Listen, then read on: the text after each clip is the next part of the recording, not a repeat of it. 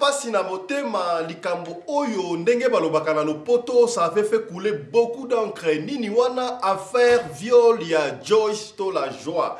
Joyce Tolajoie azali nani, azali mwana oya mukebo ali komona wana ya mais babandaki ko violer ye déjà na âge ya 8 ans tangu alungwaki na Congo démocratique ayaki bongo na Afrique du Sud epai ya cousine na ye to pe ya na ye epesa ki pasi ya kosakana te tangu mwana ye bozo mona mwana ngebu mwana ba oyo bana oyo bakola ka ngebu ndenge toyoka ki pare mobali ya na ye cousine na ye abandaki ko toucher ye kosala ye ba viol na âge ya 8 ans ti ekomaki obo mesano ti tango ko lumanda ko wana na âge ya ba 16 ans. Imaginez ce qui s'est passé. Alors Mamou International consort na biso oyo étant maman et pesa qui est passé à kosakanate alanda ki ba enquête wana tina suka pour ayeba qu'est-ce qui ne va pas alinga qui vraiment ezala ki na intention ya ko nuire te kasi ya ko pesa discipline na batu mususu oyo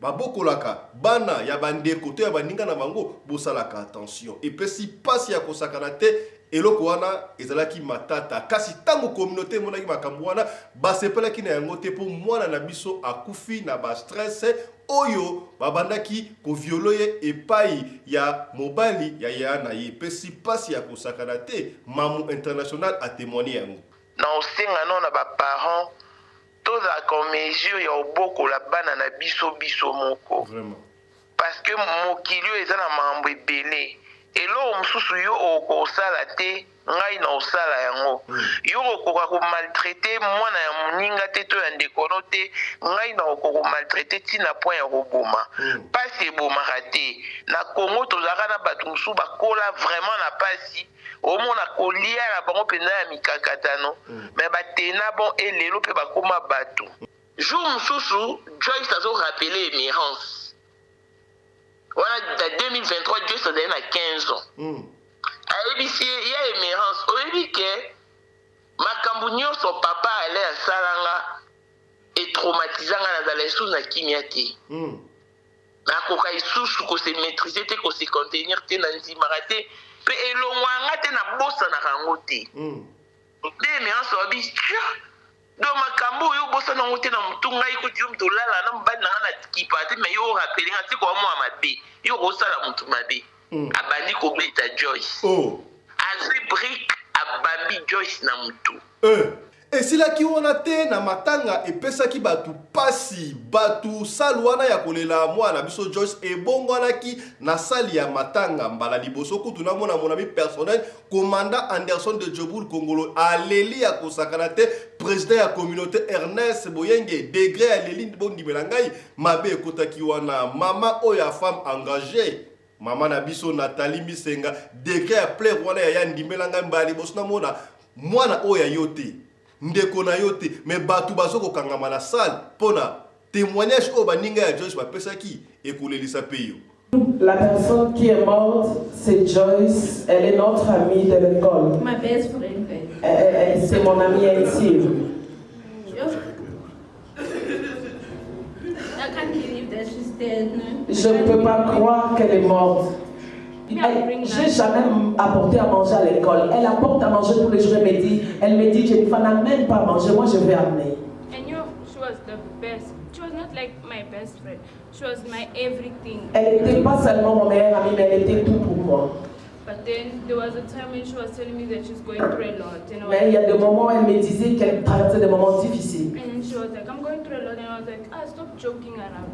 You know me, I don't like jokes. Then she was like, I'm serious. I'm going through a lot. Help me. Elle me disait toujours, je traverse des moments difficiles, aide-moi. Mais moi, je lui disais, arrête de jouer, arrête de blaguer.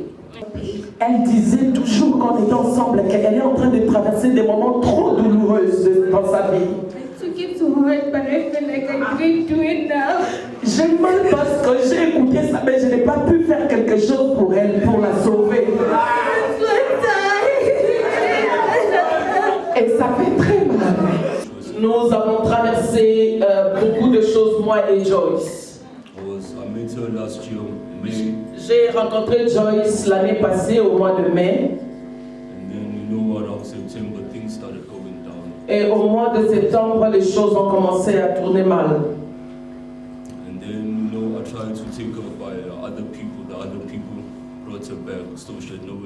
J'ai essayé de l'amener chez d'autres personnes aussi l'ont abandonné, alors elle n'avait pas là où aller.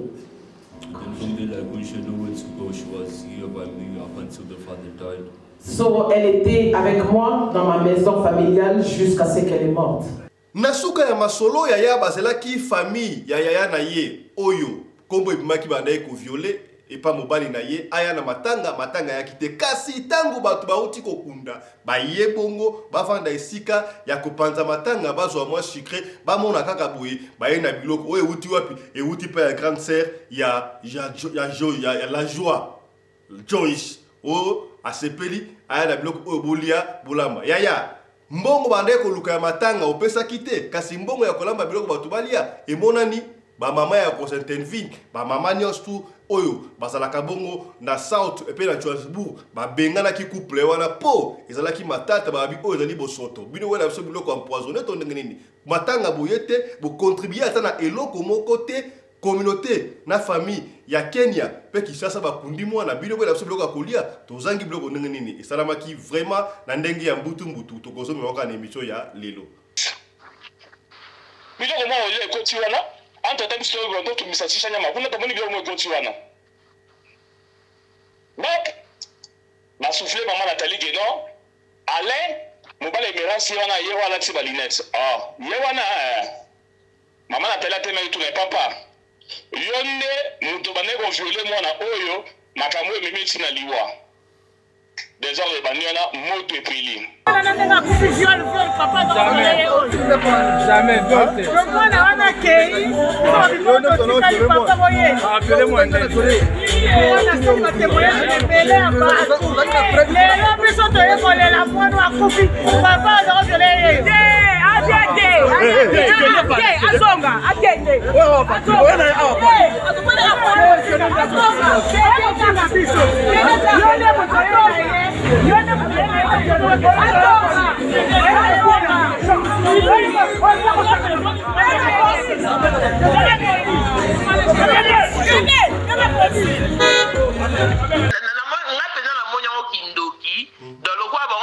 Joyce va accomplir mission na bango à la ligne ya siko na musuni apesa batu nyonso pour charge ezala équilibré au lieu et peser sur bango moko et comme la communauté mobimba bamakambo ya mabe salami oyo batu nyonso na Constantinville bayebi yango Emerance aza kolo mama ndako kolo ndako donc amata ba mama ebele oyo bazala Constantinville wana basobanga ye bakolo koloba na ye te parce que sokola ndi ba témoignage Emerance wa fabriquer makambu ba mema Joyce na église moko pour dire que notre ye na ye awa bosambela ye asa ntoki aza koloka mobali na ngai azo musala te musala ebeba ye mutaloki ye Colératé, voilà. On va profiter la monnaie commandée, on va dire que le téléphone, c'est que ma foute, et puis si pas si étant parent. When I look at the Joyce azaki na ndoki te. I did not see witchcraft in Joyce. Me babanda kozwa elongi na ye bazolakisa liboso. But they were taking Joyce's face image to show off in front of in the spirit world. Wana po aloba ezalaki pasi. Natazama mbingu mbali, ninaona kwa imani muji ule ni mzuri safi kama kilauri.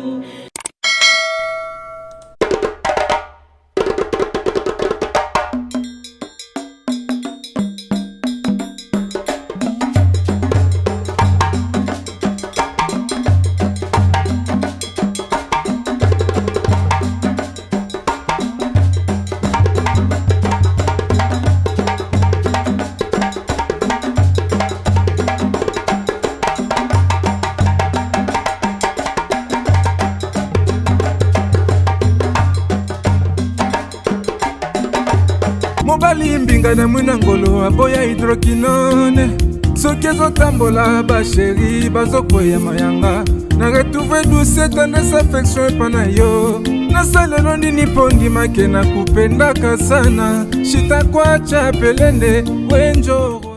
Mbote na bino bandeko balandi ya Radio Lokole Télévision bisika nyos tu bozwami. Merci na confiance pe fidélité bo saka na programme oyo Radio Lokole masolo epai wapi tokuta na kapona ko solola pona ko beta masolo ya makambo zali koleka bongo na communauté na biso africaine en général. Mingi ya biso batu ya mangala kombo na ngai Fiston Pelende tata ya Sedek. Yaya soki mbali boso omona biso kombo na biso yango wana kai soko omona ka biso déjà batindeli yo lien ya chaîne oyo ya émission oyo Radio Lokole TV to senga kana yo ya o tia d'abord j'aime o aimer vidéo o partager peut-être li solo oyo to kobeta awa esungi yo te mais ekosunga ndeko moko songolo esika moko pakala. Grand merci na sponsor officiel moko ba partenaire à chaîne oyo Michael Josh Griffe ya mwana mboka basé aux États-Unis. Vous me montrez oyo zali ya Michael Josh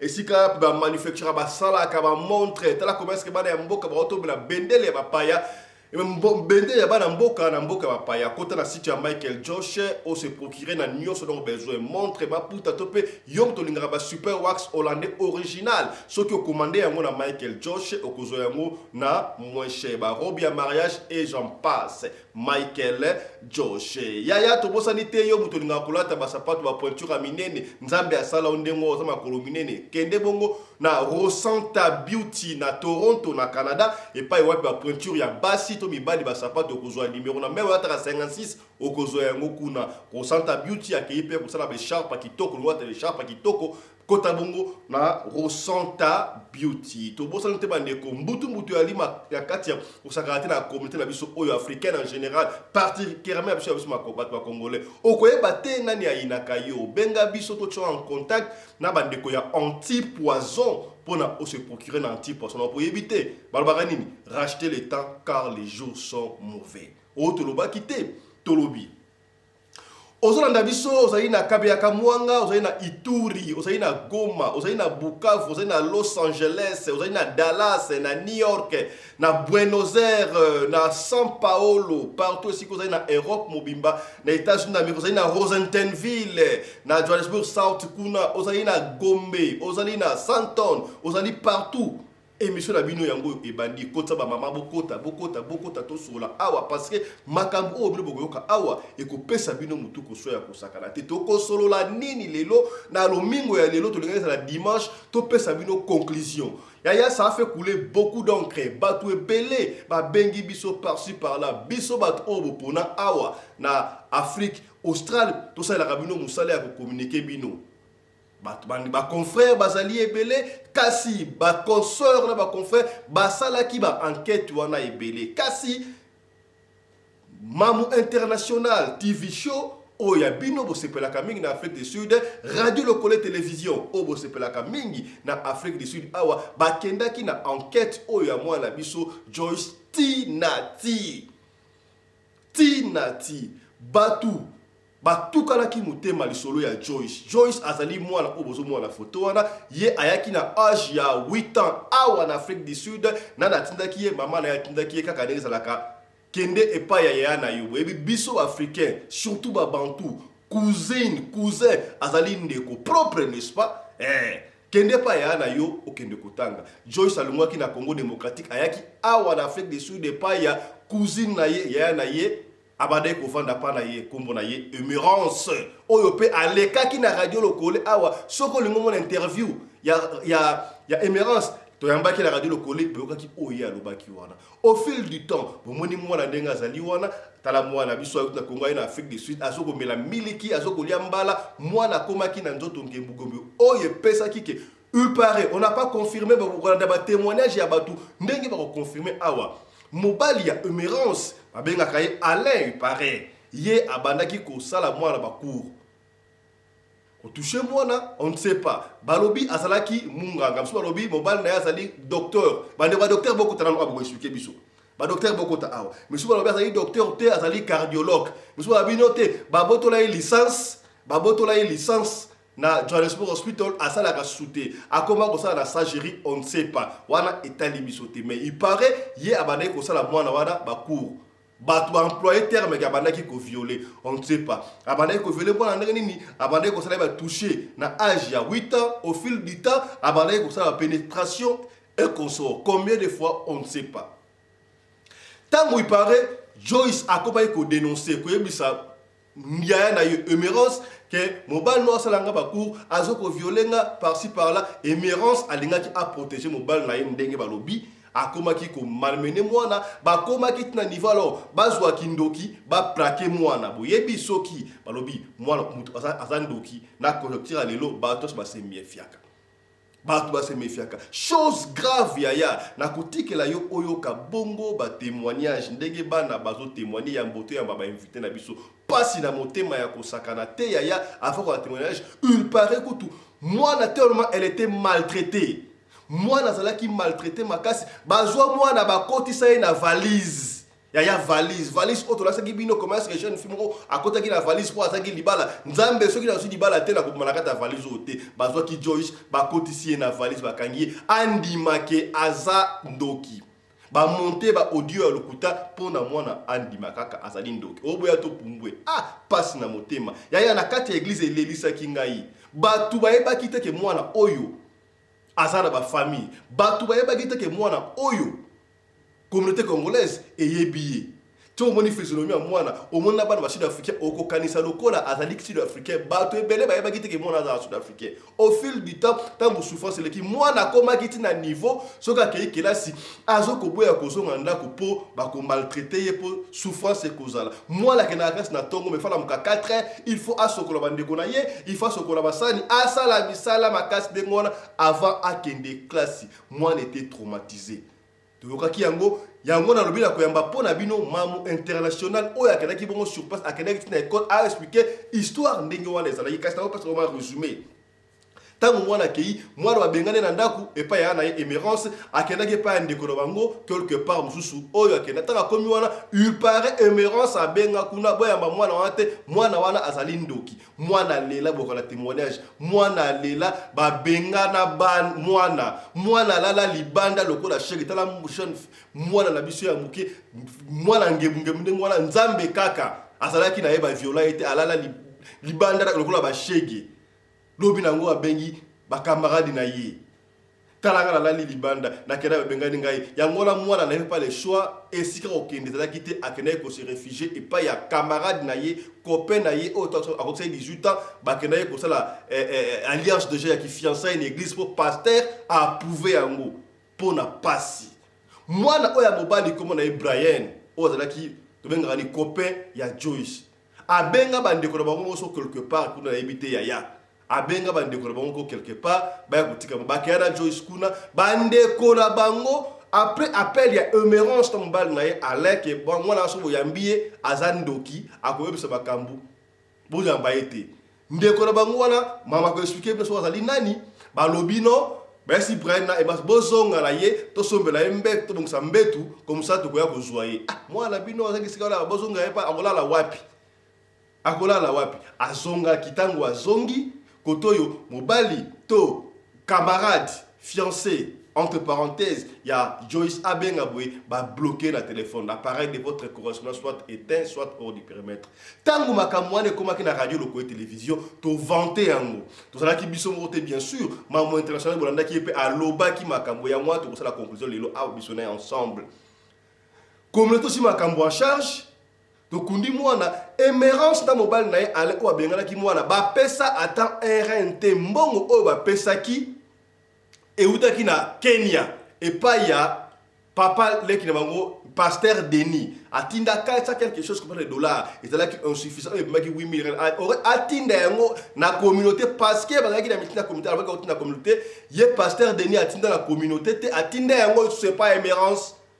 mbongo wana pona ko soirée comme bilinga bref bazwi mbongo wana bafuta kuna na morgue na undertaker avance communauté onzela ya commandant Anderson Congo de Djobour mon ami personnel oya ko la paix a expliqué sous la directive ya président Ernest Boyenge na vice-président Basile Kanda oya dans séjour à Kinshasa na musika amaya ko participer na réunion surtout cotisation et salami merci na bango ko apesa cotisation o parce que 1000 reine bazali o tina 20 reine bazali pona to kunda moi na biso Joyce Vutimbongo balance tikalaki na salle oyo église ndoka Joyce abane ko ken église moko songolo oyo kutu a gagné âme ya fiancé na ye Brienne bakoma ko sambela kuna ndoka ye mwana ko azalaki mundimi monene Joyce azoko yemba na église babiso bandi ko yemba awa ko kombo na église nzambe kanisa pona mwana o atalinga kombelaki yo église degré batu batondaki na salle wana ngamona abi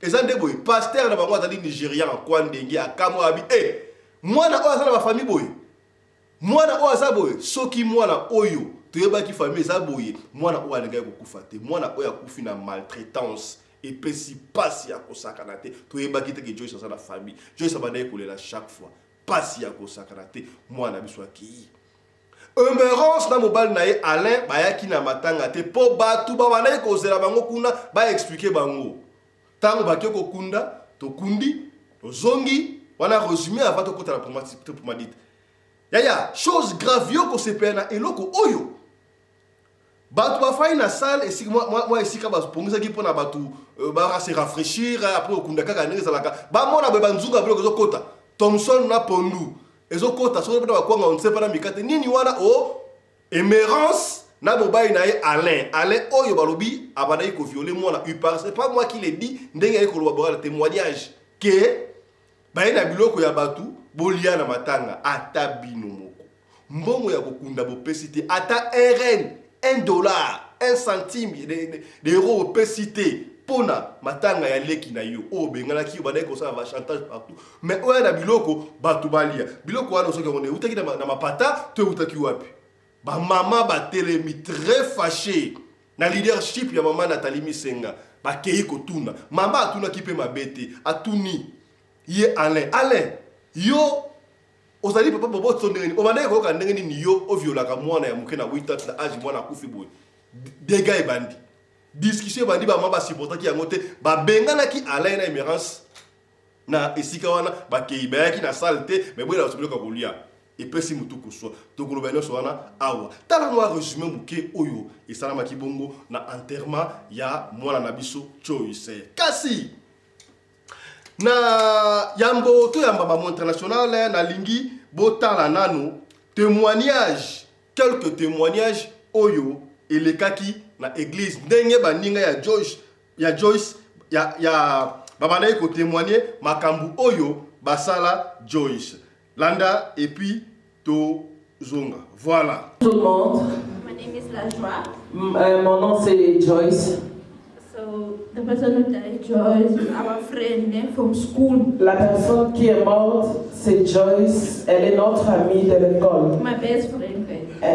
C'est mon amie intime. I can't believe that she's dead. Je ne peux pas croire qu'elle est morte. We're fine. Nous étions bien. Like, she was a happy person. Elle était une fille joyeuse. She was helping people. Elle aidait les gens. We were together. On était toujours ensemble.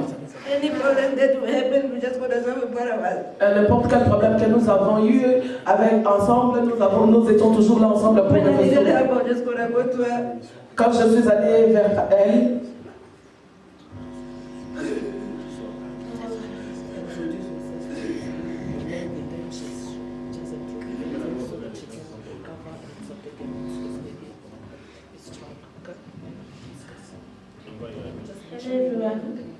bonjour tout le monde.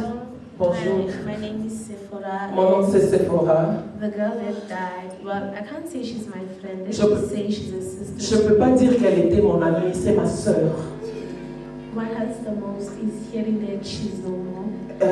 La plus douloureuse partie est qu'elle n'est plus. And for the fact that she was fine, everything was okay, she was there with us, but now just to hear that somebody boom out of the blue spawn, it's just so sad. Elle était toujours avec nous, elle était là avec nous, mais quelqu'un vient de nulle part et commence à dire qu'elle était quelqu'un de la rue, ça fait très mal.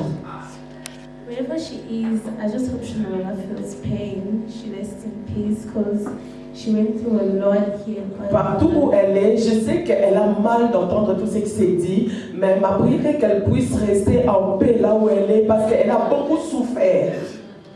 So she rests in peace, like Qu'elle puisse se reposer en paix. I don't deserve what I did to you, but yeah, you'll be in peace, Joyce. Yeah, je crois que Joyce sera en paix. Hello everyone, Bonjour tout le monde, I'm Jennifer. je suis Jennifer. I've never known her. We just met in school, then I just liked the way she was. Je ne l'avais pas connue avant. Nous sommes juste rencontrés à l'école et j'ai aimé la manière qu'elle était. We've been together for a whole year and months. Nous avons été ensemble pendant toute une année. I never used to bring lunch. She used to bring lunch and say, Jennifer, don't bring lunch. Me, I'll bring J'ai lunch. jamais apporté à manger à l'école. Elle apporte à manger tous les jours. Elle me dit, Jennifer n'amène pas à manger, moi je vais amener. And you know, she was the best. She was not like my best friend. She was my everything. Elle n'était pas seulement mon meilleur ami, mais elle était tout pour moi. But then there was a time when she was telling me that she's going through a lot. And Mais il y a des moments où elle me disait qu'elle traversait des moments difficiles. then she was like, I'm going through a lot. And I was like, stop joking around. You know me, I don't like jokes. Then she was like, I'm serious. I'm going through a lot. Help me. Elle me disait toujours, je traverse des moments difficiles, aide-moi. Mais moi je lui disais, arrête de jouer, arrête de blaguer. And then I was like, let's just go to class. Et on va aller en classe. Then there was a time that she was saying that you must pray to God because we don't know what will happen to us. Et il y a des moments où elle me disait, nous devons prier à Dieu parce qu'on ne sait pas qu'est-ce qui peut m'arriver. Because many of us will never live in earth forever. Parce que nous n'allons pas rester sur la terre pour toujours. Then when they got the news that she died, I didn't believe it. Les jours où on m'a dit qu'elle est morte, je n'ai pas cru. I didn't cry because I was like, yo, Lasha, tell me it's a joke. Je n'ai même pas pu pleurer. Je me disais, non, Joyce, dis-moi que c'est faux. And then I saw the videos in the church. Et j'ai vu des vidéos partout. Then I was so shocked that even on the broadcast, they were even lying. Et même ce qui est fait mal est que sur les réseaux sociaux, on est même en train de mentir des choses sur elle. And I don't know what to say, I'm just hurt. Je ne sais pas quoi dire, mais j'ai très mal. May her soul rest in peace. Que son âme repose en paix. You wanna talk? Hey, my name is Joyce. Mon nom c'est Joyce. What's the voice? My Joyce was my friend. Joyce c'était mon amie. It's just 1 year. She was everything. Je l'ai juste rencontrée une année maintenant. She stood up for me all the time. Elle était toujours là pour me défendre dans tout, à tout moment. When I went to school, I called her my mom because she was just. Quand je partais à l'école, elle était mon amie, mais je l'appelais ma maman parce qu'elle était toujours là pour moi. It's very hard. Ça sera trop dur de vivre sans elle. She was when we were together, she would most likely say that she was also going through a lot of pain. Elle disait toujours qu'on était ensemble qu'elle est en train de traverser des moments trop douloureux dans sa vie. I took it to heart, but I feel like I didn't do it now. J'ai mal parce que j'ai écouté ça, mais je n'ai pas pu faire quelque chose pour elle, pour la sauver. Et ça fait très mal. Que son âme repose en paix.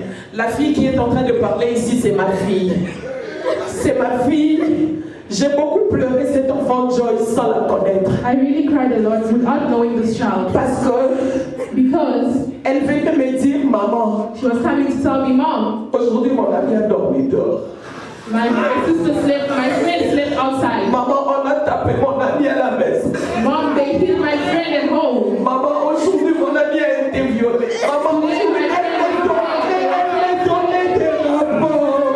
she was reporting to me. Elle m'a donné des rapports. She was always Je reporting. disais à ma fille, I was telling her, amène-moi cet enfant-là. bring me that child. Elle m'a dit, là où elle habite, on va pas la laisser She venir. told me where she's staying, they will not let her go. C'est que ma fille a dit, What my daughter has said, au nom de toute la communauté congolaise, in the community's name, the Congolese community's name, que le Seigneur nous pardonne. may the Lord forgive us. We forsaken life. An innocent life. Nous avons abandonné une fille. We have forsaken life. Nous n'avons pas fait ce que nous devons faire pour sauver cette We fille. didn't do what we were supposed to do to save your pearl. Pardonne-nous. Lord, forgive us. Et pitié de nous. Have mercy on us. Si on pouvait retourner le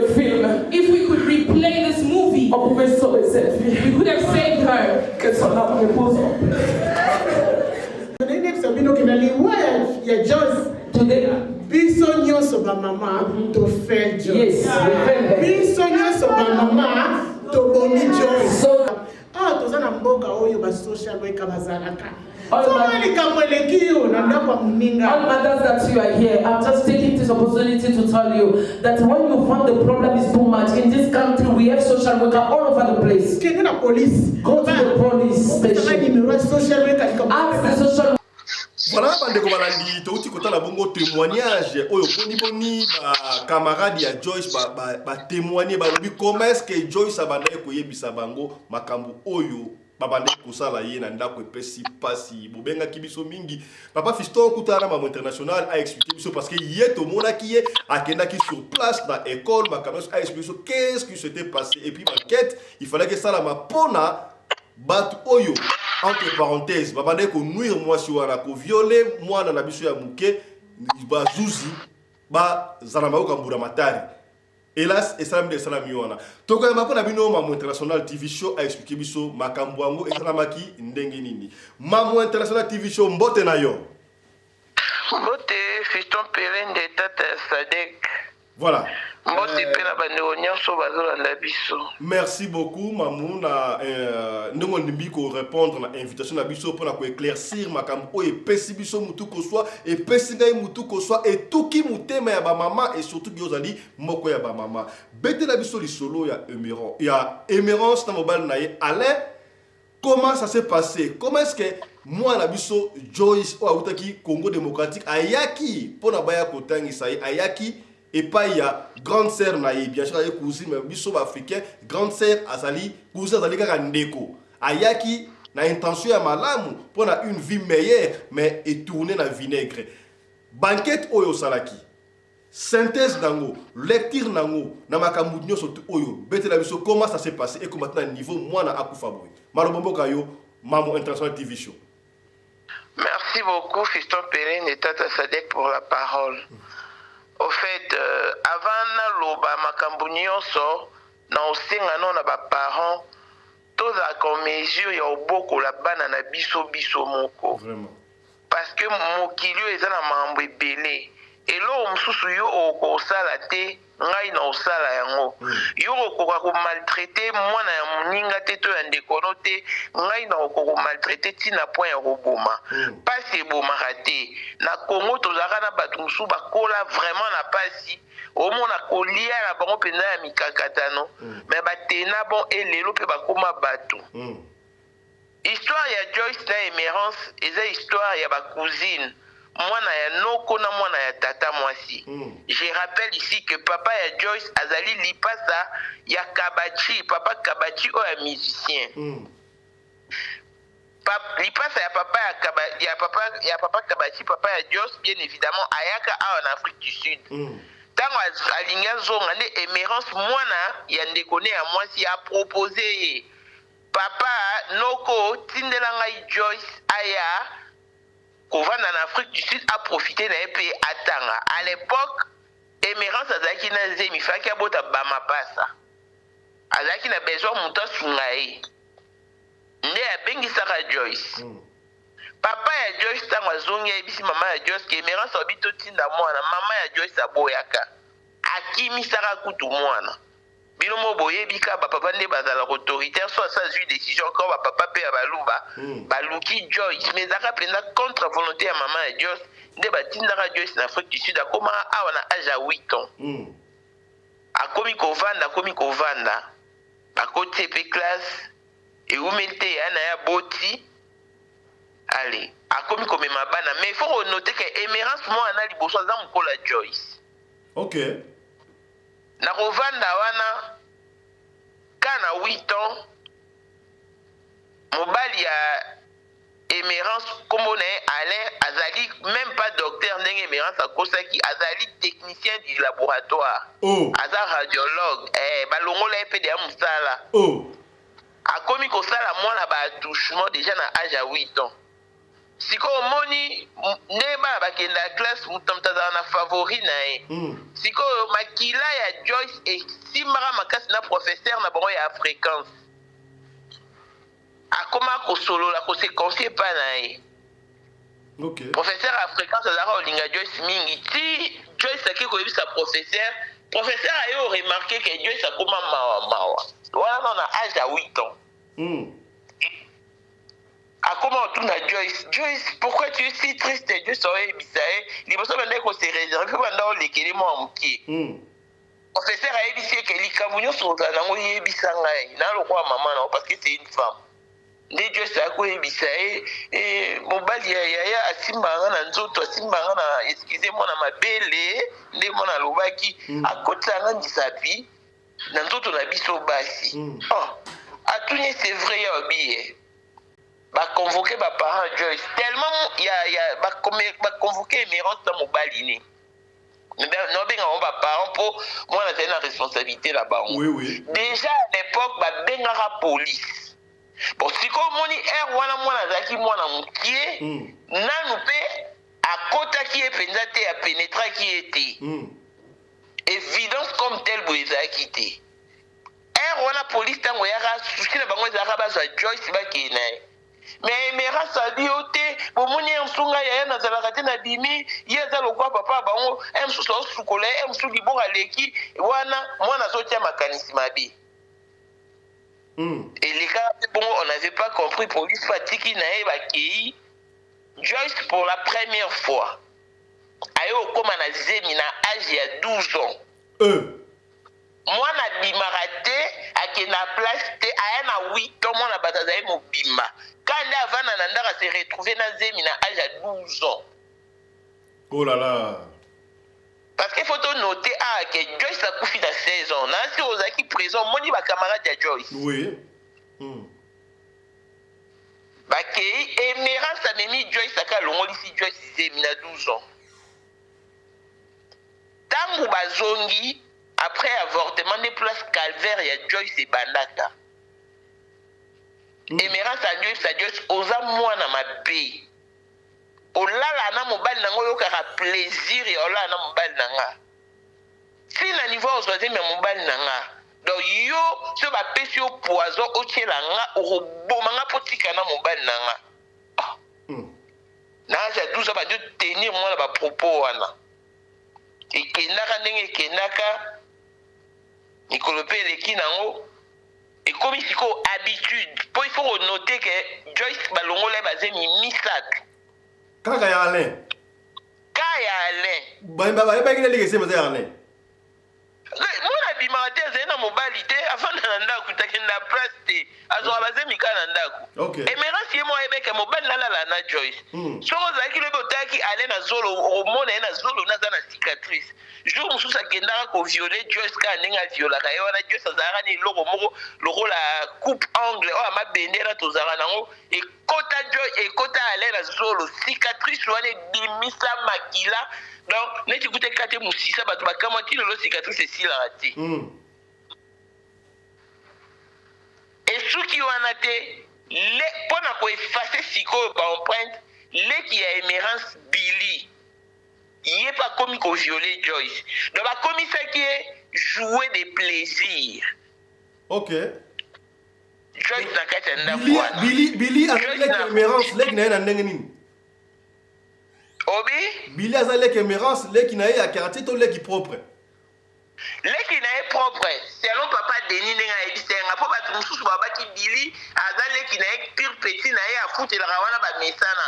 Mais papa Denis a dit ça qui n'a été biso kutu na famille to sili ki po bilia yo yesa biso famille ya papa na bango ba boyi Emerance acha matanga po eza makambo ya famille ya mama ya Emerance na papa ba bo ne linango ya o azara na États-Unis bazaka yemba pena kabati pa yemba biso to bokola bino sans discrimination le lopo bino bo tia matanga jo c'est pas na bino et comme ya koloba famille papa bino ba pekisi. Oh là là. Il n'est pas, il a continué à faire violer Joyce. Tant où Joyce va bien qui est en 2023. Ok. En 2023, avant ça, il y a un prophète, mon prophète, non. Moi, je suis traumatisé, il y a une mobilité, n'unité. Et les qui n'ont pas, jour où Joyce a rappelé Emerance. wana 2023 Joyce azali na 15 ans ayebisi ye ya émérance oyebi ke makambo nyonso papa ale asalanga etraumatisanga nazala lisusu na kimia te nakoka lisusu kose maîtriser te kose contenir te na ndimaka te mpe elongwanga te nabosanaka yango te nde émérance oyebi do makambo oyo obosana yango te na motu ngai kuti yo moto olala na mobali na nga na kipa te me yo orapelenga te kowa mwa mabe yo okosala motu mabe abandi kobeta Joyce azwi brique abambi Joyce na motu abengi prophète okomone prophète nono akufaki na baperiode ya covid nde prophète nono ayaki bayokani na émérance apesi ye mbongo abimisi baprophétie ke Joyce aza ndoki oh là là Joyce abi na ndoki te babeti naza ndoki te babeti tellement kobetele kaka mwana tali ke faso baobetanga na kokokufa awa azalaki oblige ndimaki ndoki loba naza ndoki nabenga bakamarade na atuke bazolobisa mwana émérance abimisi telefone abandi koenregistre Joyce azofilme nde azwi atindi bavoice wana na famille na bango ntango papa ya Joyce ayoka bavoice wana Joyce aoloba ke naza ndoki naza boye nde papa ya Joyce apika crise nde akufa maloba oyo moto ayebisi yango papa Denis wampayo nga nayebisi papa Denis ebongo eloni elakisa binoke makambo wana eza ya solo ote nga nayebi famille papa Denis aosala makambo wana nyonso mpo couvrir émérance eleki na ndenge mpe batindelaki nga na banyosala nasali première émission namoni émérance aya aleki epa na alekaki epa Yolande alobi makambo alobaki asindi kutu na bavoice aloba ondeni mamoko oloba bongo bokalme mamo émérance bavoice wana eza na ndenge Joyce ayaka kobima ntango Joyce abimi ce n'est pas parce que Joyce akimaki Joyce na Afrique du Sud azali na ndeko te à part kaka leki ya émérance mosusu avant na Midrand natiaki voice wana o mwana wana oloba leki émérance wana Gloria oloba ngai ye nani Joyce alingai ovande epa na ngai okutu mokolo na ye ayokelaka o te bongo ngaa mwana mokie boye na 22 ans et 18 ans bamatisi na Joyce age nde Joyce ntango abimi ake epa bana classe na bango Sephora oyo alataki gorgeon ya pembe pi la pembe na robe noire akasengi mama na bango komoni mama mani se bokokozwaka na vanda awa wana mwana olela bamakila brique babambaka ye na motu esalaki deja hémorragie na motu mama mami ayebisi ye moyen nazwa o boye eza te il faut nasola na mama na o azwi telefone abengi mama ya Joyce azali na église musique nzambe ebeta abiso na bimi église na orapele yo mama mami atiki Joyce wana ye abimi ake bacourse ne ntango azongi aya akuti su Joyce te wana Joyce abimi ake sikoyo epa Brian boyfriend na ye video yango nayebi te so eza omona Brian na kati ya ndako ya bajoyce epa émérance nde ntango ake kuna avandi mama bango abi vanda kasi awa lokola ekole na bino ezali face to face na biso oza na facilité okenda mpo ata soko avanda epa mama mami elingai esusu kokoso mama mami alukele susu taximen aka kozwa ye akenda kodepose mais lokola epa babrian ezalaki pembeni mama wana azwaki ye po il faut noter wana Joyce na Brian basala ata eloko te Joyce akomi kovanda epai ya Brian ntango bapingani ye nde mama mami ye abengi mama ya Joyce ayebisi Joyce yango ayebisi nga akei na famille moko boye nasoli mpe na mama yango bayambi ye lokola mama yango aza kaka na mwana moko chambre mpe ezali nango bavanda obia kobatela ozali lokola mwana na ye nde babadi ovanda Joyce a reconnu au classe, ma pese qui m'a bakisi. Na évité ce balandela kai penza bien te à l'époque, na ba brique ba bamara na mutu. Moni ba mutu ba kola za timide pas batuma mutu ba ko kane pe olobate. Ndé a que na décembre 2023, Joyce a piqué crise. Ndé ba ke hôpital. Ba kuti Joyce a un problème d'intestin, a un problème de constipation. Donc la viol wana na bazemi nyoso bande ko longola et provoquer ba problème d'intestin kangama moki à subir ba atrocité bongo. À côté de l'hôpital na décembre na South Rand Hospital. Ba PC ba kisi wana nde ki voice maman na bango zolo baké maman on a singa ke siko sava. Papa Denia Obinisa lelo na 2024 pour faire croire batuke ils a ba voice à 2024 ça en décembre 2023. Papa ya Joyce akufaka na novembre 2023. Ba yo kundaye na décembre juste quand papa ya Joyce akufi na ba atrocité ba stress ma mnyo sona ndi akosala sous Joyce ça la crise o ememaka en hôpital. OK. Naninga yobi hôpital avant ni kepa ba Brian. Lokola yo yeke classe kanga na décembre, classe zonga le 17 janvier. Lokola utena malade na ba choc wana, mwana konda ki e permetta ki était azonga classe. Yango moni année o Joyce atanga hiti. Avant ne kananda ku depuis malade bané na décembre tina ndenga kufi. Ba komi ko kena Joyce hôpital. Maladie concrètement besoin mona na té. Bon, c'est que calmement, il y a eu beaucoup de gens. Mais puisque maladie est mon raté Mamou, donc veut dire que Mamou dit que Kindo qui côté la carte. Kindo qui côté la carte parce que Joyce, pour la première fois, Joyce ça la cauchemar la vie nae, ils ont un quoi émérance. Alali aloti émérance azolanae. Na munduki. Surtout qu'il y a gagné batubaye nini. Ah bien, je n'ai pas compris. Émérance à l'autre, on a un munduki. Joyce à l'autre, à Émérance à un munduki. Jour Joyce, Azo, Bimananda kwa Émérance, c'est parce que si elle rappellera Émérance par mobile, parce que Joyce a dit ça qu'à Émérance, il y a Émérance, on a l'allé dans l'autre, on a dit un munduki au betting à balle. Et je lui ai rappelé, maman a surtout qui. Et il y a un caractère qui est dans le document, il y a un caractère qui est dans le prophète. Babimi, Joyce Tangazo Van n'a pas Brian, Ayebisi Pena, maman, oh, l'on a l'autre Penza, il y a Émérance à Bettinga Massa, si Pena Koufi. Oh là là. Ayebisi Bango Pena Bon. Malade des arômes en a été. Naninga zonga ki ba opese ka ba calme pour na mboko se maladie mon ati ba opese ka ba calme zongi nda ba bomu ku hôpital te.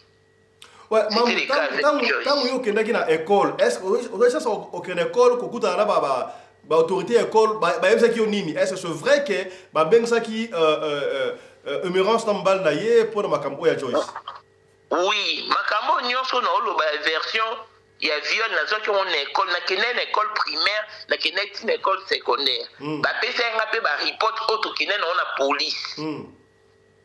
Tant comme une école ba singa oui abanaka ba touchement à âge de 8 ans. Oh là là. Ba benga nga pe professeur à fréquence. Professeur à fréquence nous t'a expliqué nga makamba plainte au Dieu ça ba no ebité ndé ba zaka na ba affinité. Né na si ba on a besoin ba report pour Émérance a passé le birth certificate, il y a Joyce. Oh. Quand on a expliqué, on va tout dire aux années, on a un membre de la communauté. Mais le cas là, moi, na Koufi, il faut que les années là, moi, présenter la police comme preuve. Nous va baisser un report là. Mais tout le monde qui va publier qui passeport, il y a Joyce, ambassade à prouver qu'il y a Joyce a 19 ans, il y a 16 ans. Non, ça n'est pas ça. Émérance nous a falsifié. Ok. Yo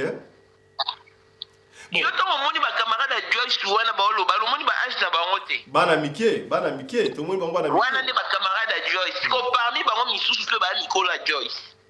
Oh là là. Mais si maman ya ba Brian, maman oya zwaki Joyce na suka avant na yi. Aisa kiyo nini que Joyce abana ko yebisa nini concernant émérance na mbal na yi. Et loko nini oya yebisa ki oyo kisto yebite. Abana ko yebisa ka ndenge ba abusa ye, ba viola ye, ba nyokola ka ba maltraita ye. Ndenge mwana ya émérance ali boso singa Joyce abeta ka ye. Ndenge bilile ke émérance pas viola ka ye. A se plaindre abi maman na comment le rôle jouer. Ce ba bimi mobali ya émérance amela masanga ko tel ville na baba yebi yango pesala ke ba longole musala. A omela masanga misubeli na bilamba. A omela masanga zo sa mutayo ko kota radio abandi ko simba ba si abatu na banzoto. Yango ba longola musala vana na ndako za ni logo te azata na licence ba boto le licence. Ye ale wana. Nemo na bande ko se plaindre maman soka bimi aye amatelinga aselinga bwana lobati. Abande ko yebisa maman ya Brian Kabo. Mais eloko un enfant abusé, traumatisé au moral et béba moral et pour là. Mais pourquoi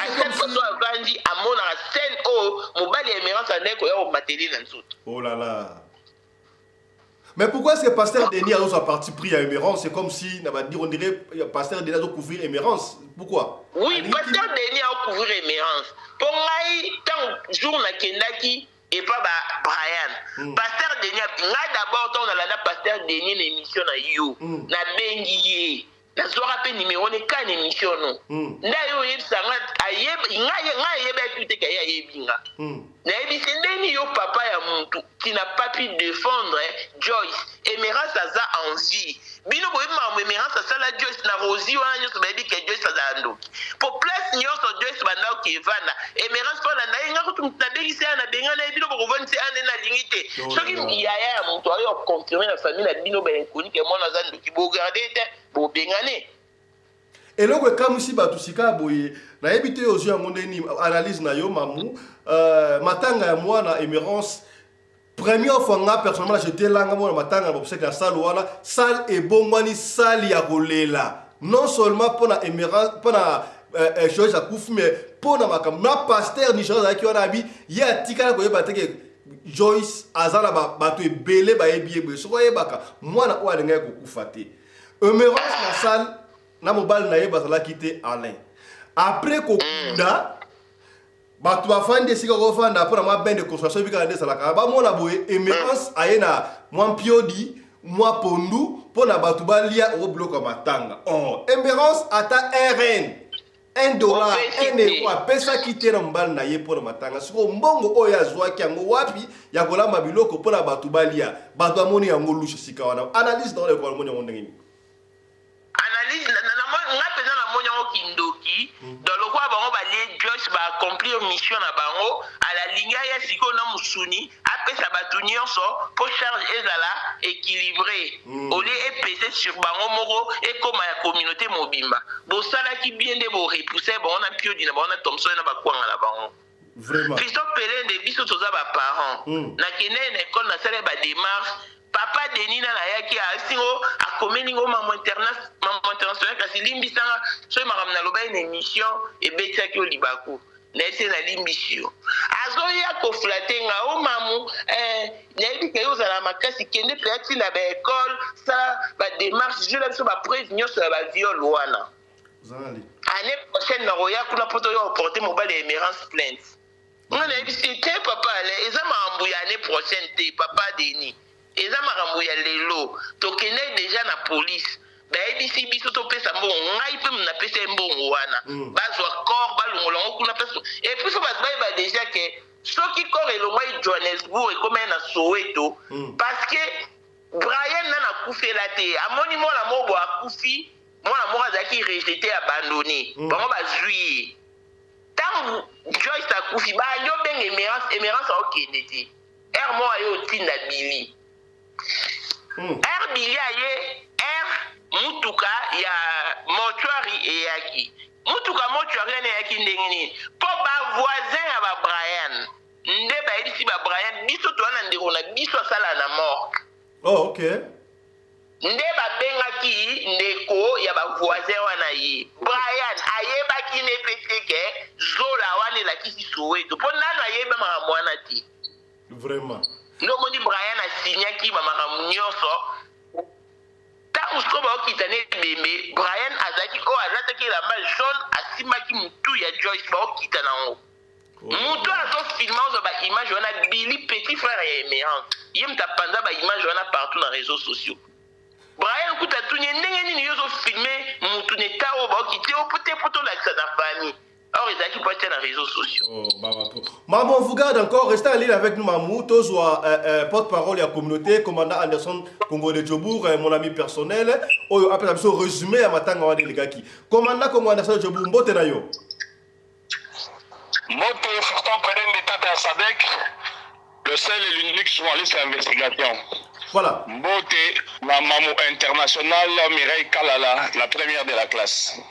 Voilà. Anderson Congo de Djobour. C'est pris na trio oyo bazela yango trop mais lelo tokuta biso bisato bapandisa ngo ya minene na mboka Afrique du Sud. Commandant Anderson, ngai personnellement j'étais là obsèque wana na salle mbali bosola mona yo ndongo lelaka. Yo modérateur obandi ko lela, olelisi batu nyonso tout, pasteur aleli, président Ernest aleli, maman Nathalie aleli qui moi je n'arrivais plus. Téléphone nanga kutu ekweyo ebi yango screen nango pasuki likolo ya kolela moi na biso Joyce moi synthèse moi analyse lecture na yo na salle et puis ba intimidaki yo et puis na enterrement après enterrement ndenge Emerance ayaki na biloko kolia na mobile na ye Alain na mbutu bimaki. Comment ça s'est passé? Voilà, merci beaucoup mon amour Fisson Pelende. Soki tolobi vraiment tovanda boye biso misa to débattre makambo yo tokosala ta 20 émissions tokosilisa yango te parce qu'il y a à boire et à manger dans ce problème ici. Na avant mafuta matangai nazobanda na kopesa la communauté congolaise merci beaucoup na assistance financière na bango pe physique na bato bazali na comité d'organisation na bosa na te ko transmettre ma remerciement ya pasteur un sujet nigérien na communauté congolaise. Pasteur Oyo ayebaki Joyce tango azalaki en bonne santé. Pasteur Oyo amonaki Joyce ndenge azalaki kobela. Pasteur Oyo tango maladie ya Joyce eleki akomi koluka famille ya Joyce. Pasteur a avoué pe a confirmé na kati ya salle que famille etikala komonana te. Or, place Joyce azalaki kovanda na place Joyce akufeli na église place ezali biloko nyonso ezalaka nzinga ya esika moko mais soki eke bazalaki koretrouver famille ya Joyce te parce que mauvaise volonté ezali na kati wana donc na bandi nanu wana kolonga wana koya na matanga ndenge se déroulé bandeko na reprofiter na micro ya radio Lokole. Que nous avons des méchants dans cette communauté. Tant Joyce akufi, babimisi photo et vidéo na ye, oyo e tikaki mutu nyonso na ko partager yango ezalaki ke balobaki Joyce azanga famille, Joyce azali mobola, Joyce azali donc eloko na kati ya communauté oyo. Donc nous autres, il y a moi moko azanga baboti, moi moko azanga famille, moi moko azanga bato ya hotel melaye, yango oyo bozo bosala na yango ndenge bulingi. Yango bato bazwaki babandi ko partager yango. Mais merci na communauté oyo ba assister bato. Bandeko tokomi na place ya matanga. Nabandi komona ba sujet babandi koya. D'abord la première personne qui est venue c'est une personne inconnue, Ayana la taille veste Mouniere, qui nous dit que non, Azali ndeko ya Emerance, bon, ndeko bien famille bien parenté à Emerance, ba yebota la soki tension eza ndenge nini na salle Emerance aya to ayate. Le président Ernest Boring na mama Nathalie na mwana mboka Fiston Pelende bayebisi bango biso tozali na compte ya communauté awa tozali awa te mpo na kogarantir sécurité ya bato moko boye baya ou bien baya te etali biso te.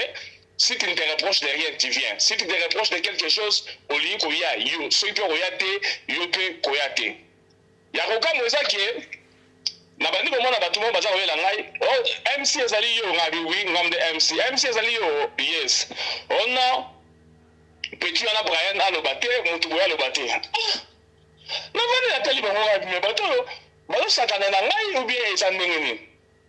Ngai commandant Anderson Tongolo de Djebou, cabine à courant 6600 volts. Yo oyebisanga ke non kopesa moto parole te, kopesa moto parole te.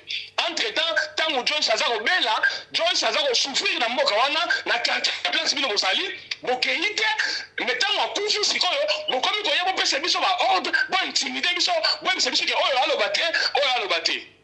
Yango omonaki méchant matin nga tango bapesa nga micro na kati ya salle, na recadrer ki bango poste bango baba yuma baba mbendre bango isami koyo intimider biso baba ne exiger biso oyo aloba te. Yango omonaki na pesa ki parole la personne na kanai pe avant na pesa parole na yebisa ki bango ke bango baba yuma bango intimider biso te biso to ko banga bango te. Joyce azali mwana na bango soki Joyce na problème ya enterrement ya Joyce ezali parce que bango ba rejeter ki Joyce. Mais ce qui est plus grave, c'est que tu commis la carte à salle, ma camarade va lobby, ma camarade va la camarade de Joyce va lobby, la émission, mais elle, ça va ma camarade internationale, et ça va ma camarade, il y a sauté. Bah, dans le ma camarade, tout le monde a pleuré. Le pasteur lui-même, dans le hasard, prêché, hasard, pasteur, il mange à Joyce, les hommes liés. Tant qu'on s'est en bonne santé, hasard, une église, hasard, yemba, hasard, comme ma église, et moi, na malamu, santé, s'est détériorée. Pasteur a famille eza komona na te. Et maintenant c'est la même famille qui vient vouloir nous donner des ordres, donc comme tout pesa bato ko ba message selon consentement na bango. Yango monaki mafuta mataki ngai na ebisa ki bango ke bango ba intimité biso te. Biso tozali communauté to ye awa parce que tozwa autorisation ya papa Denis, papa le ya Joyce. Mais makambo sale belé koloba, je peux parler bana awa ti lobby de makambo aussi la te. Donc c'est un moment très difficile. Comment la question de Joyce Ayaki, tant que la nérive te fait publier, non pas dans ça innocent. Avant la awa, manakala, mais aïe ba que Joyce Ayaki n'a pas eu. Et dans la prédication du pasteur, le pasteur a dit quoi? Joyce a confié le oyo parce que biso famille à Joyce. Tozalaki na mutema mabe, ce que tozalaki na mutema mabe te, on pouvait éviter ça. On te dit que Joyce abeli, quand on a bandi malade, il n'y a pas d'émérance. Quand on a mukanda à Joyce, pour la Joyce dans l'hôpital, moi, na émérance, asbimisi ba document pas pesa bato ba ko senga ba document, émérance a kangiye, a beti moi na yemoko, pe atungi ba document à Joyce. Ouais. Makambo to yuna na ebiso ke maman saki ba révélation. Ma révélation est allée ils ont sauté. Ma caméra plus grave, ça lui bouna. Bana oh balobaki ba témoin ba camarade de Joyce. Ma cambo balobi. Mon ninga na bango za ko révéler ma cambo pas na bango. So là la classe abina la ginzala. Bango ba yeki ba ngaba pesa bla oliati. Lelo na la libanda. Bango ba la gata ndaku. Ba kangeli na libanda donc on a passé à butu na libanda. Et ce qui est plus grave c'est que bazoye bisato ba komani le niveau ya ko étouffer Joyce na kata valise. Bah, quand tout le monde a la valise, bah, kangi, bah, maintenant, comme ça, il y a avoué, alors, bah, quand qui, pas mal libéré, bah, bimisaï. Donc, il y a la carte à valise, bah, on lui donne là, bah, téléphone, bah, record, bah, enregistrer, voice, nerf, le magasin, donc, dans le niveau, il y a bateau autre, vous allez faire là, bah, on lobby. Donc, de méchant, de mauvais, bah, tout le monde a mis ma paix. La carte à valise, c'est la guide. Quand on bat tout le monde, bah, il y a qui ont comme un Joyce na vie. La émission, tout le monde était dans la salle, dans la cimetière. Toutes les femmes, les mamans qui étaient dans la salle, dans le but désormais. Ceux qui n'ont pas la nzala, nala nzala la mona nangai. Ceux qui n'ont pas la libanda, nala la libanda la mona nangai. Qui continue la mona nangai et pas cousin na propre. On a botami na gram na ndeko mosi, on a botami na ndeko mobali, mais à maltraiter moi il y a papa là qui na yé, papa cousin le col a ennemi na yé. Je ne vais pas lâcher les mots ici. Les choses se sont dites dans ces obsèques-là. On voit le kangamoute maté. Quand on dit que Yanké, Baléli, na pasteur à Léli, na batouillon sur Baléli, c'est que ma belle, c'est là qui m'a pas ma tolérité parce qu'il m'a mis sur film. Mais ma loba, il m'a dit que le roi batou n'a pas de salle. Il y a un kangamoute maté. Le mot, ça n'a pas honte. Et tous ces gens-là, quand on a continué, on a dit, qui vient à quel banda? Mais on va faire la fin de temps, on a 6 secondes. Mon cher, au moment où la communauté, tu vas quand que non, on est pomba, on va yuma. Côté de cola, de côté de cola.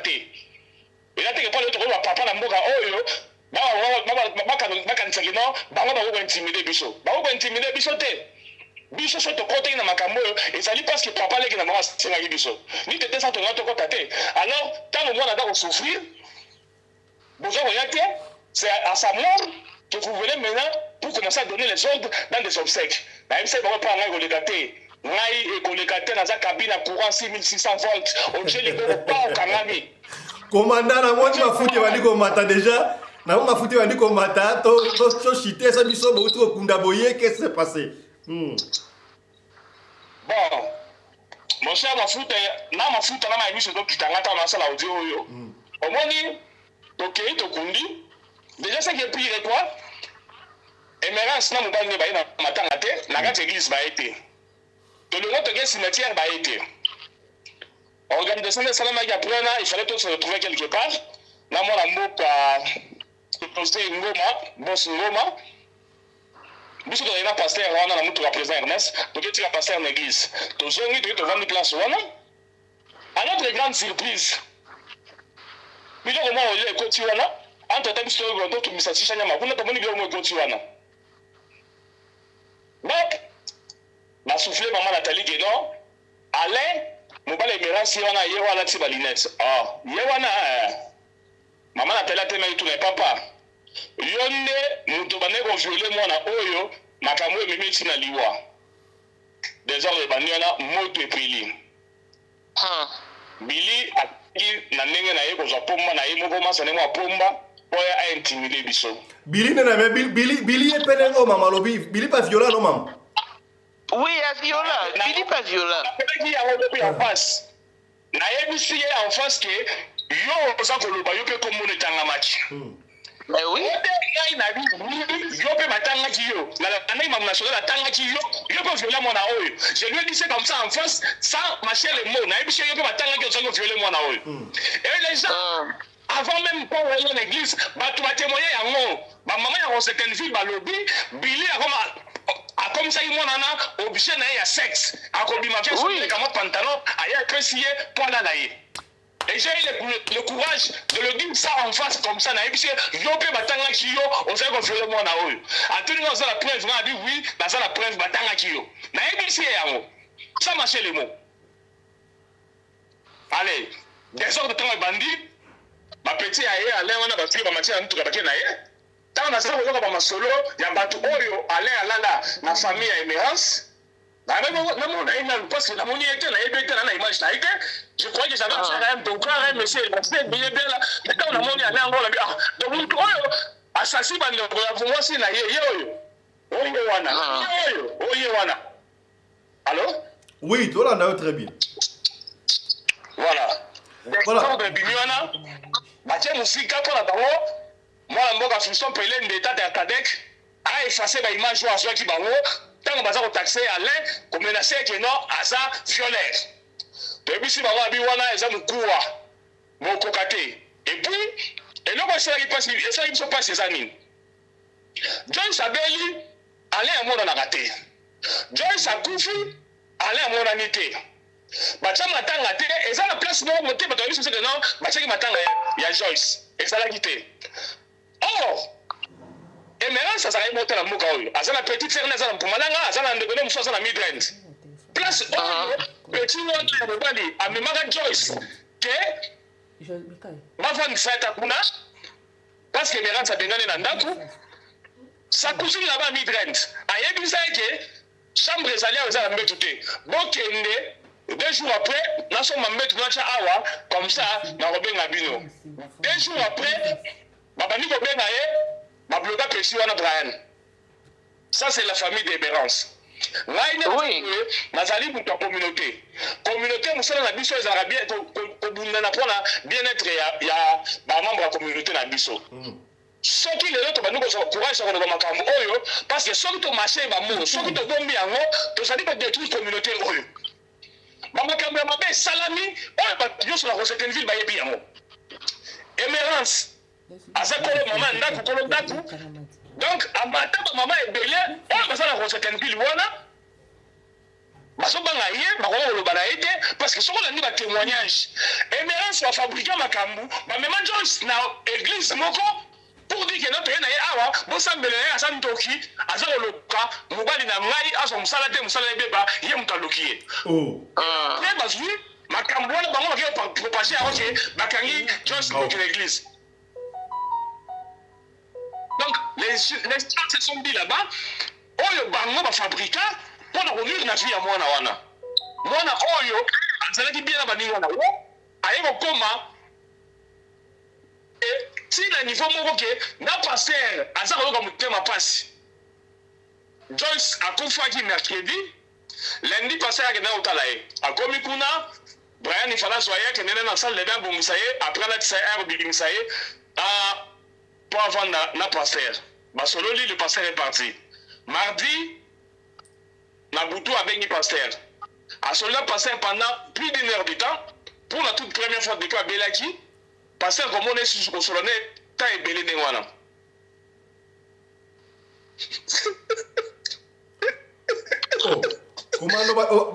Colératé, voilà. On va profiter de la monnaie commandée, on va dire que le téléphone, c'est que ma foute est présente qui est pas si étant parent.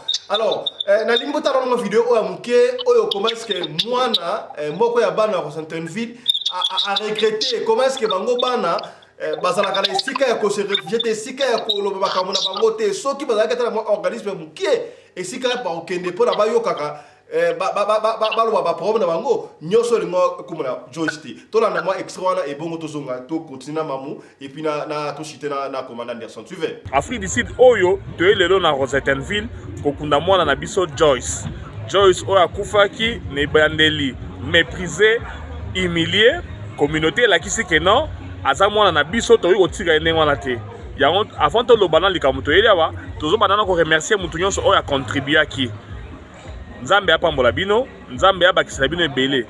Mapamboli outi epa na ngai te, ezala pasteur nigérien oyo atelaki lelo asengi na Nzambe apambola communauté congolaise parce que c'est grâce na bino na ba contribution na bino to sangisi na ndambo famille tindai na Kinshasa yango to kundi Joyce lelo.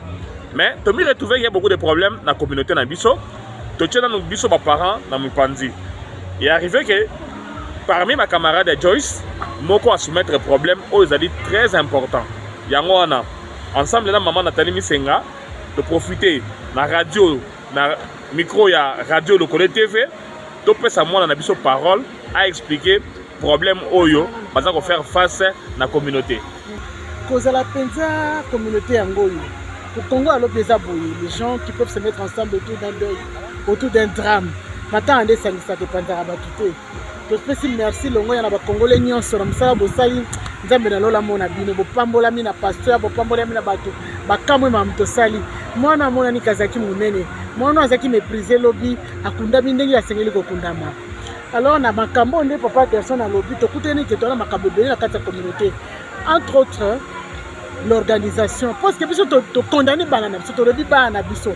Parfois you went through a lot, bozo kotana makambo ebele bozo kapasi bozo koka koyebisa biso te. Mwana biso moko kati na bana baza kolela muninga na bango lobi maman.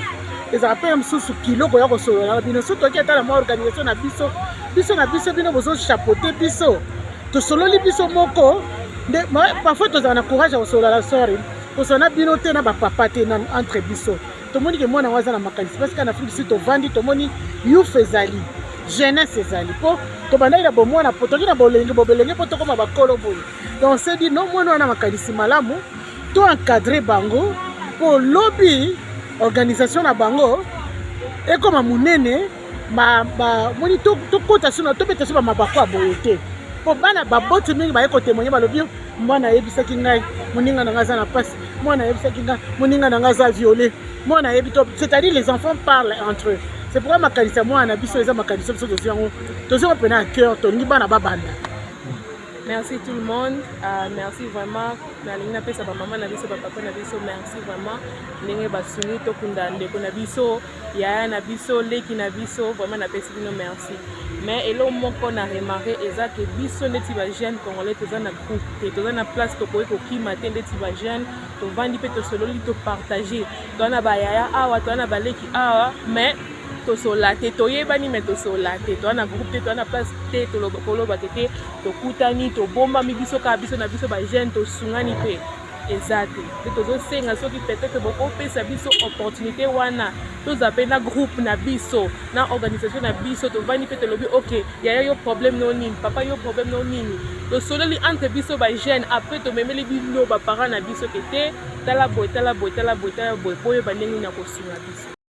Anderson, commandant Anderson aloba omoni commandant Anderson lelo aolela mais na sepeli pe na balarme na été pourquoi parce que omoni nga ntango na menai ba démarche na nga nazalaki na bato te nsima na nga oyo bakokaki kopushe nga mpo tokende na likambo na suka eloko na bataki mais nabengaki commandant Anderson Congo de Diogo na seta tokende na police fai tofungola caisse police bayesi biso dans ce cas lokwa histoire eza boye tofungola esu caisse lelo te topesa bango mbongo balongola corps na morgue oyo ya Soweto bakenda ngo na morgue ya government basala Joyce autopsie ya 10 ans avant bakoretrace bajour viol ebandaka na ya baavortement comme ça bakokanga Alain et après silence moto asoutenir nga azalaki te si papa deni papa leka bajoyce akoma obenga ngo mamu yo toremarke neti oza na problème personnel ne emeran so aza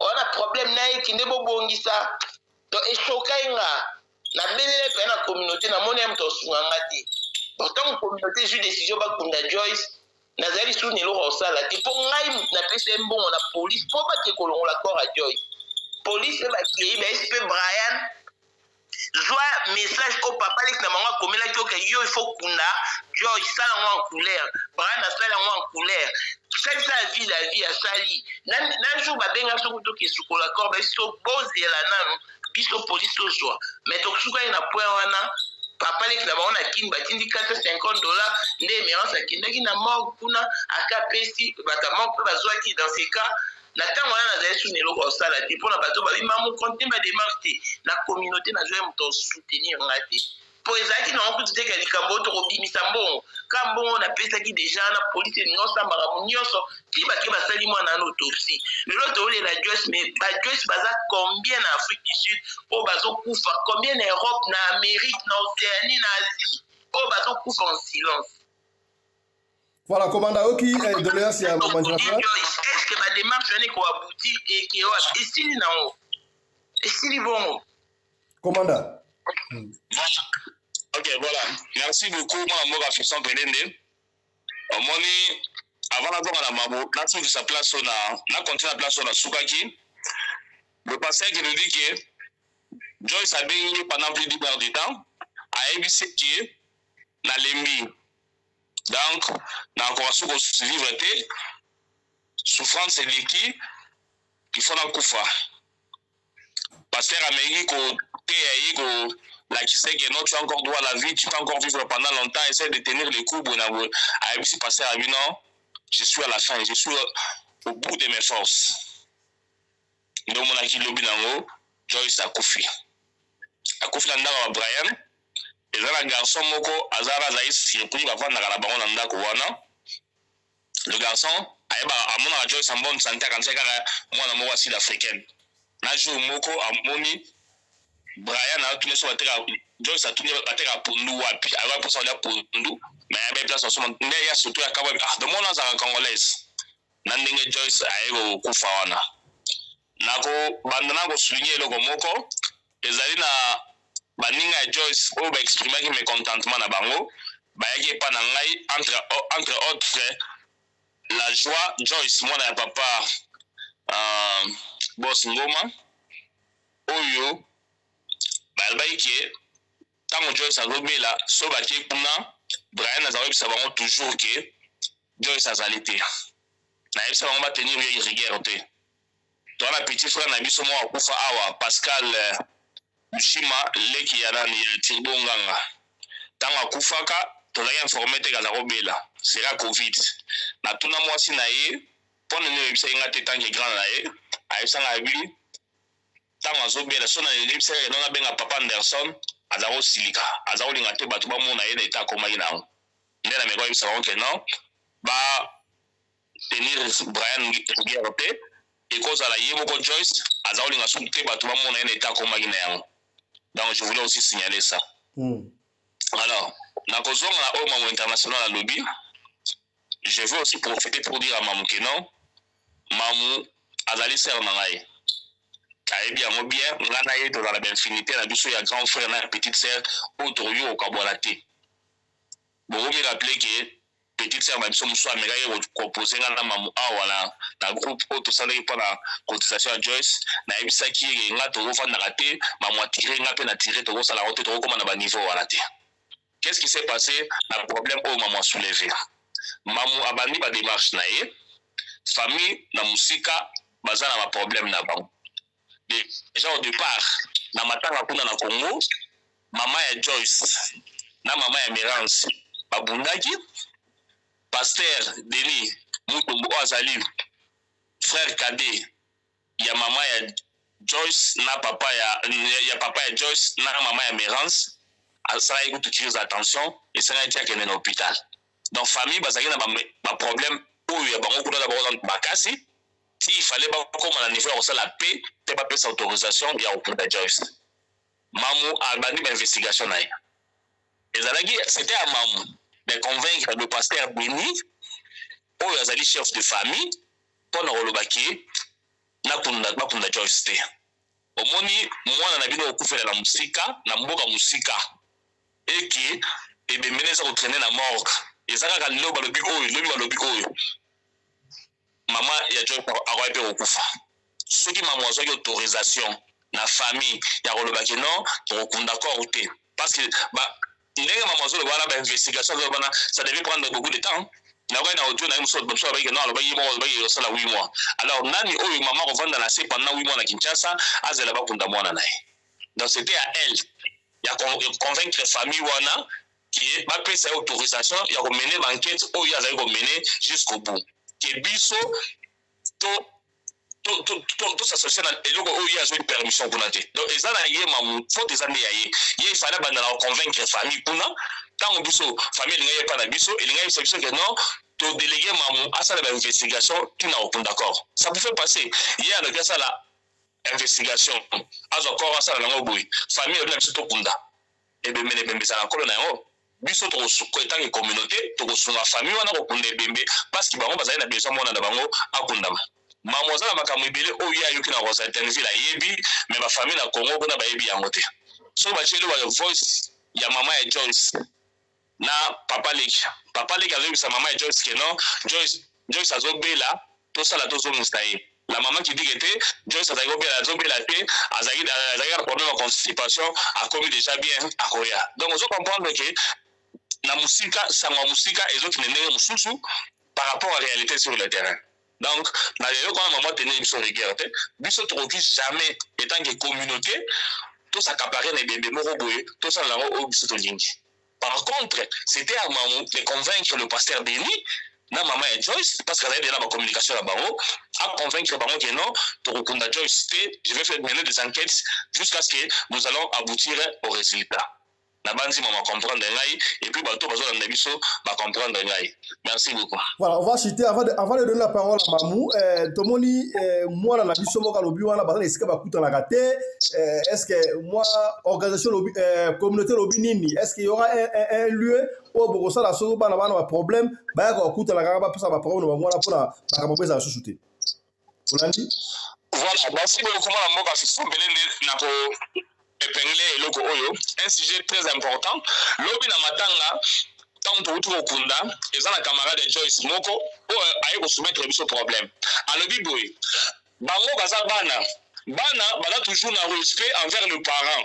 Mais ils ont arrivé que madame des fois baza ko faire face na ba problème moko na ba foyer. Oyo entre bango moyeba soumettre yango pe ba parents et salité.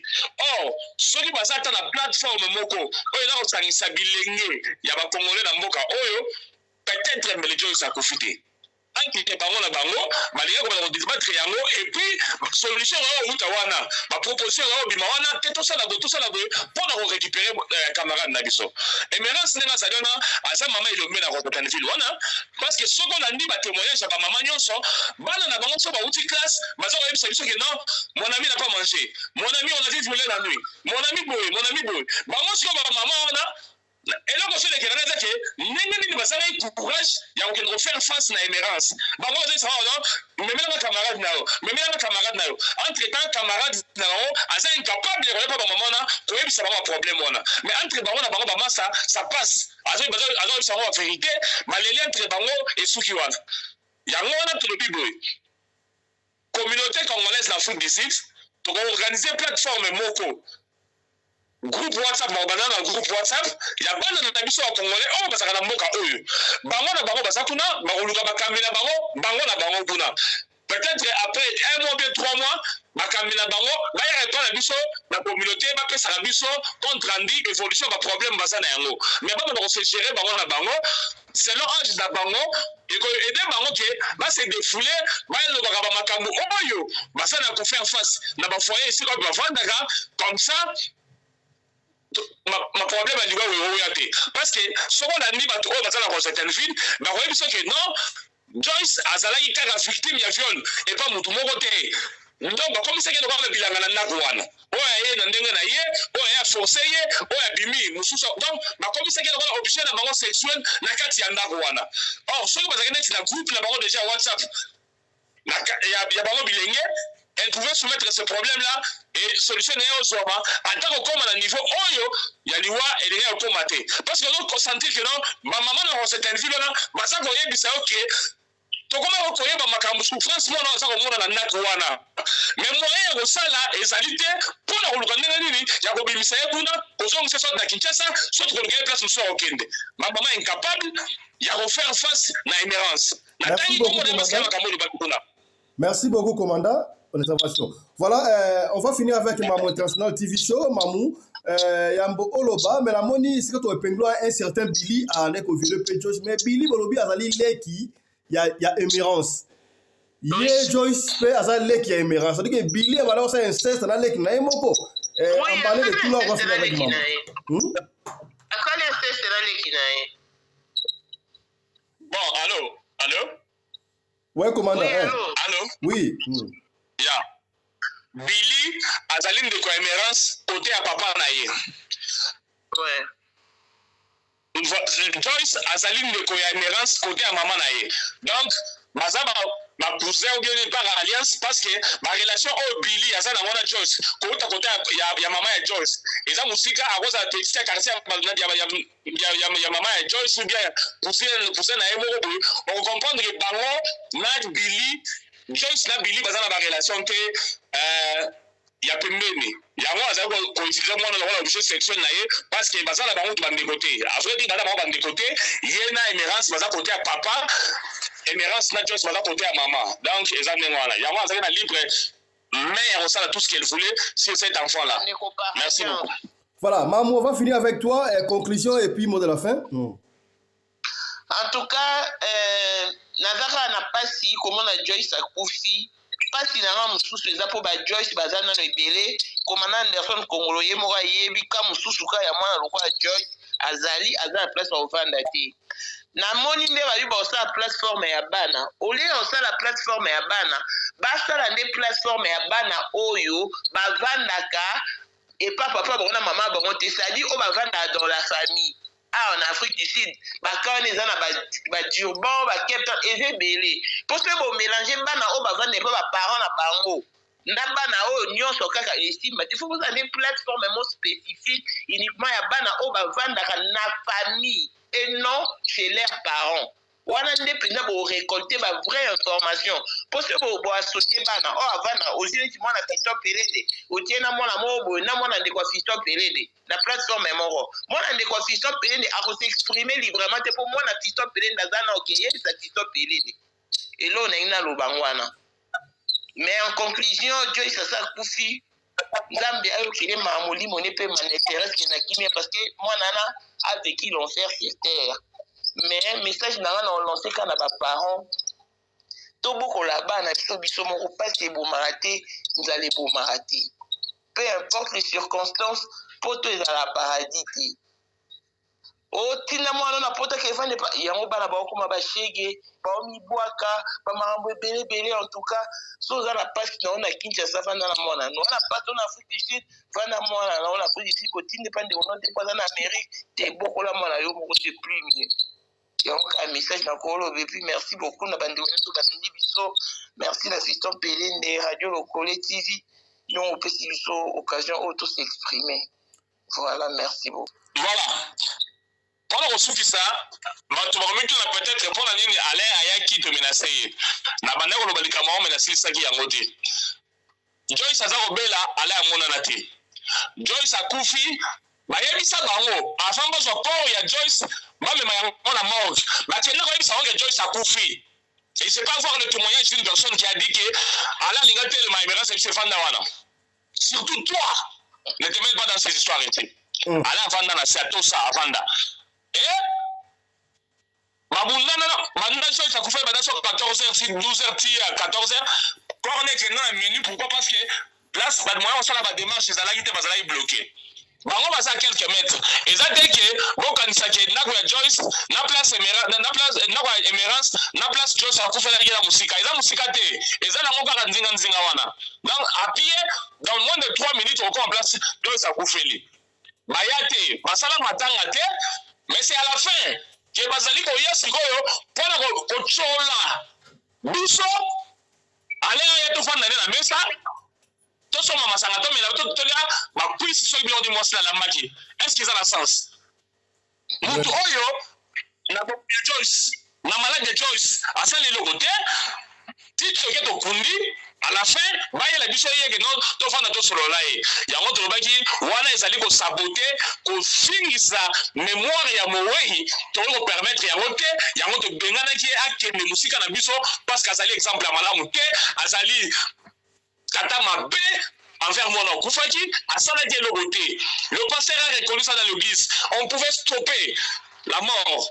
Na Joyce, na Kaya Joyce. Mais bango, basala qui a monté, nenga ya kité tango zaye kobela, nenga bachaki matanga te, ba continuer ko fanda na nengona, nenga ba fanda kiti na suka, ke asaka na biso, alinga koyela biso na suka.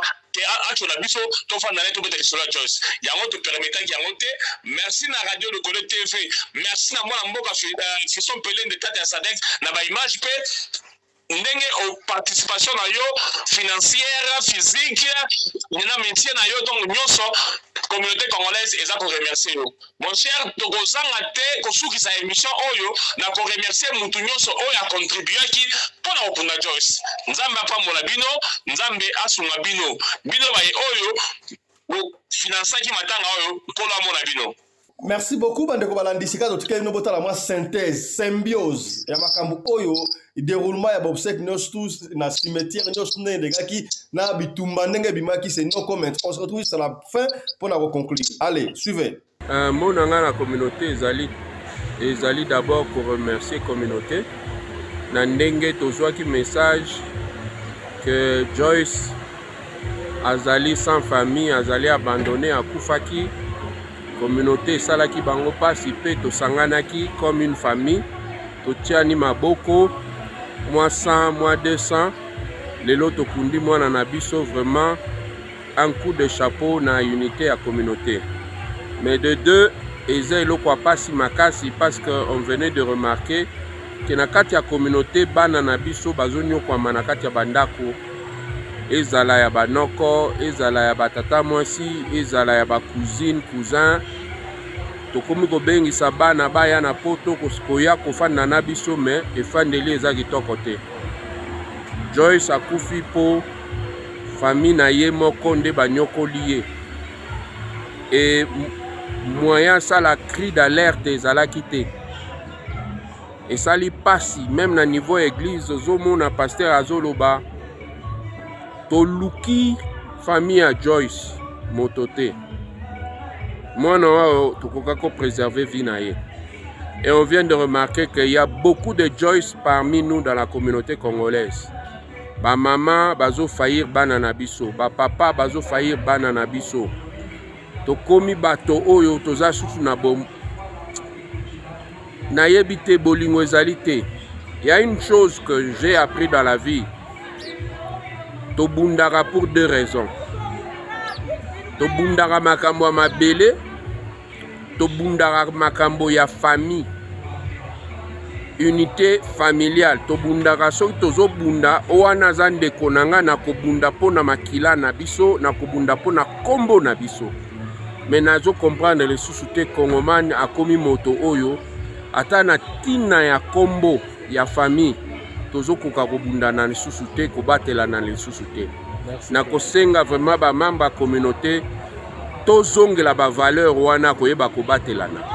On n'a pas besoin de millions pour tous à l'ensemble, mais tous on a besoin ya tous à la bateau baza ko bunda ensemble pour na ko préserver l'unité familiale, pour préserver ma belle nabiso. Merci. Merci. Bandeko, lelo toye na matanga a on a Rosettenville kokunda mwana na biso akufaki Joyce. Joyce akufi na mboka oyo image panzani na internet. Mwana moko abandonné, mwana moko rejeté, azanga famille na ba monyoso ya mabe oyo esalaki batumite mapasi. Sikoyo na kokunda ya Joyce, noko ya Joyce amonani. Est-ce que ezali ka noko ya Jobour ndenge tobenganaka bandeko na Jobour ou bien ezali penza noko réel ya Joyce? Soki ezali noko ya Joyce, tolanda ye te ba vraiment soki aza noko na ye ya makila ou bien aza noko fabriqué kaka d'Afrique du Sud. Papa Mbote. Oui, papa. Toza na esengo penza te ya mona radio lokole, mais présence na yo awa ekoleka kaka boye te inaperçu. Yango wana est-ce que ozwa maloba o te présenter oyebisa bato yona Joyce boza ndenge nini? Ok, merci beaucoup. Ngai naza noko direct ya Joyce. Naza na Afrique du Sud depuis Kala. Naza qui s'est étonné de voir que tango Joyce akufi, maman na bango a informé nga que Joyce akufi. Pour beaucoup de gens, ils pensaient que nga navanda na Cape Town. Mais naza na Jobour, Joyce azali kovanda. Tout ce qui s'est passé dans les réseaux sociaux, il y a des vérités, il y a des contre-vérités, mais l'enfant a été maltraité là où elle habitait. De toutes les façons, moi je ne savais pas que moi Nazaki Kobela, mais je ne savais pas que moi Nazaki en Afrique du Sud. Donc je ne savais pas que moi Nazaki Koufi. Pour Nangaï, moi Nazaki en Congo. Je ne savais pas ce qui n'est pas Nangaï, je pouvais l'encadrer, je ne pouvais pas rejeter mon sang. C'est un peu ça. Voilà. Yango oyo, partout bazali ko taxer famille oyo, na quelque chose de louche. Oncle ya Joyce nenga zali awa, aza new camte, new camp eza bato bakuya bato ba esikate. Aza muto kala na mboka oyo, asala kombo na quartier afanda na Rosettenville, na Randbeck. Mais ya ko kamwe zali ke oncle awa na Randbeck. Joyce akufi awa na Rosettenville, Joyce avandaka awa, oncle ayebite. Oncle, entre yona maman ya Joyce, bosolo la rabia bosolo la raté. Yebisa biso. Bon, maman ya Joyce, ça c'est le numéro nangate. C'est bandeko mususu passé le numéro nangai. On parle souvent de Benganaka. Mais ce que je m'inquiète, c'est que bandeko mususu, il fallait bien savoir que Joyce azaka awa. Je n'ai jamais été informé. Naza surpris. Il y a quoi dans les réseaux sociaux que Joyce a fait la félicité. Benganaka est place à bandeko vanda. Et puis, à Koufi, le moutoisin la famille, ça m'a vraiment écœuré. Mais moi, je suis ici dans ces pays depuis très longtemps. On ne m'a jamais informé que moi, je suis à Awa. Mais bino yo, oza no kona, c'est-à-dire que oza ndeko ya maman. Yo na ndeko na bosa depuis de 5 ans boso la raté, famille ça des ordres. Des ordres té, moutonyo se battre belé parce que numéro na Congo. Peut-être hier ça numéro na té. Oh. Parce que c'est pas tout le monde qui peut avoir facilement ton numéro. Les autres grands frères, les autres petites sœurs, ils ont mon numéro, on cause. Même la petite sœur qui est à Cape Town, on cause régulièrement. Ce n'est pas que des ordres dans la famille. Ça peut arriver. Mais ce qui est écœurant, c'est que moi, Naza Awa, depuis très longtemps, on ne m'a jamais dit que moi, Naza Awa. Je viens être informé quand l'enfant est décédé. C'est étonnant. C'est étonnant. Oncle Nengo Bozomone Boye, à Zalaki n'a vu son église.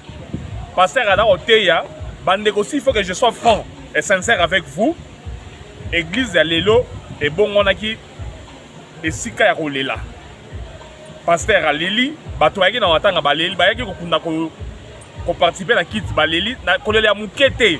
Donc tout le monde a eu mal au cœur na oyo elobamaki na kati église na ebité oncle ya Joyce soki akoyebisa biso nini na likambo wana. Bon, par rapport à Maté, au pasteur a été une église, je n'ai pas eu le temps de parler à l'église, tellement que temps Mouké. Je devais éclaircir certaines choses. Je n'ai pas eu de contact avec la communauté, mais j'ai été informé comme tout le monde que Joyce Akoufi a abandonné, a dans le couloir, tout ça. Mais ce qui est très important, c'est remercier la communauté congolaise et l'église. Ils nous ont beaucoup aidés. C'est pourquoi je suis vraiment reconnaissant. Tout ce qui s'est passé au Union Sotoyo qui par-ci par-là, chacun a ses responsabilités, a sa part de responsabilité dans ses agissements. Et la conclusion, c'est que Dieu va payer chacun selon ses œuvres. Voilà, merci beaucoup. Tokomi na Souka, oncle, message nini, Yasuko remercie la communauté très bien. Pasteur Ernest, le président de la communauté à Yokio, le sac on a vice-président Basile Kanda Oza na voyage. Ba membre nyonso ba Yokio. Na bato o bazwaki mutema malamu ya contribuer. Parce que na pasteur elekelié, si amoni Joyce Akundami alobi que c'est grâce à la communauté congolaise. Liloba nini la communauté. En tout cas, je manque de mots. Je suis vraiment dans la joie inexprimable par rapport aux agissements des Congolais. Peut-être Bamoussou a mon vidéo où ils na live. Il y avait beaucoup de monde à l'église. La plupart, ce sont des gens de la communauté. Les communautés, les gens de la communauté ont tellement contribué. Ils nous ont aidés. Ils ont fait d'autres choses que Nganazaki surpris. Moi, pendant que je pensais que je serais trop surchargé, mais la communauté m'a déchargé dans ma camobélé. Je suis vraiment très très reconnaissant. Et je pense que selon le conseil Pessi, nous devons toujours être vigilants pour nous signaler mes faits, par-ci par-là, par rapport à ma famille en Afrique du Sud. Avant ma BEA, les gens doivent penser à signaler. Et on peut s'occuper de quelqu'un avant que l'inévitable n'arrive. Voilà. Merci beaucoup. Merci Namon Namboka Fiston Pélène de Tata Sadek, le seul et l'unique journaliste d'investigation de South Africa et Afrique australe. Bandeko, donc on remercie Baïban soit contribué qui pour Nakokunda Joyce. Merci infiniment à Radio Lokole TV parce que c'est grâce il y a banquette na bango au Israël qui est tokutana na papa le qui a Joyce et qui a fait sa communauté autorisation de Nakokunda Joyce. Donc remercier Bino. Contribution Kolo Apambola Bino. Praise God. Hallelujah. Praise Jesus. Amen. In fact, we've lost somebody. Vraiment, sûrement, nous avons perdu quelqu'un. This church will always miss Joyce. Cette église va toujours manquer Joyce. Moreover, when we are worshiping. Même quand chaque fois que nous allons commencer à adorer. In fact, I want to stand before you all to thank this boy. Please stand. Je veux me mettre ici devant vous juste pour dire merci à ces jeunes hommes. I saw love. J'ai vu l'amour. True love. Et le vrai amour. Till the end. Jusqu'à la fin. He stood by her. Il s'est mis là, il s'est levé. He carried her everywhere. Et il a mené Joyce partout. He stood. Il s'est levé. There are some people that would see Joyce's condition and they desert her, or they run away, or they took Oba and drop her somewhere. Il y a certaines personnes qui pouvaient voir la condition de Joyce et fuir ou la prendre la jeter quelque part. Mais ce jeune homme s'est levé. And never one day. Et jamais aucun jour. She never denied. Il n'a jamais nié Joyce. Je n'ai pas de paroles pour vous. Je n'ai rien à dire.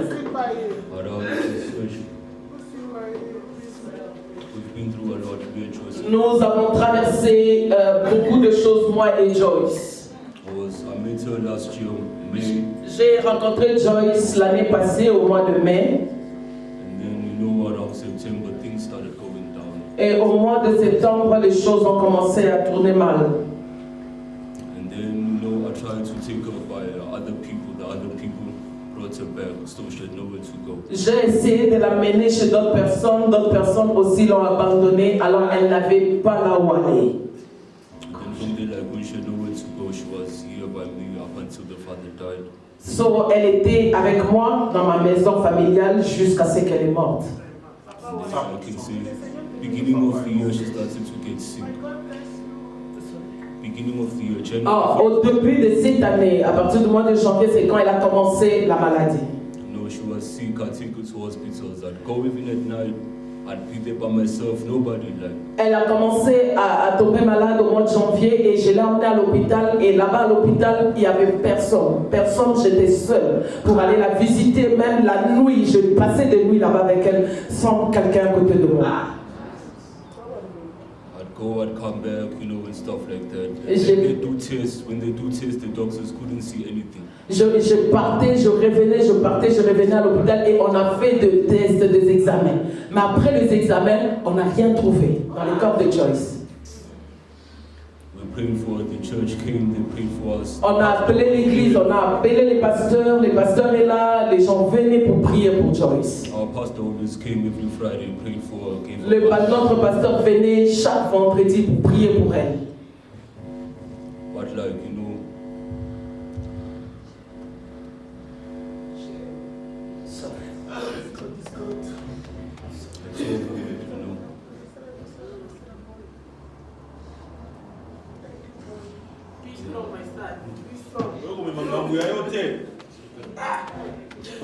As you know,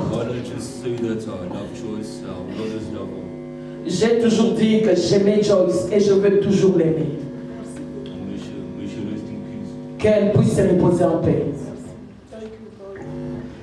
Thank you. Merci.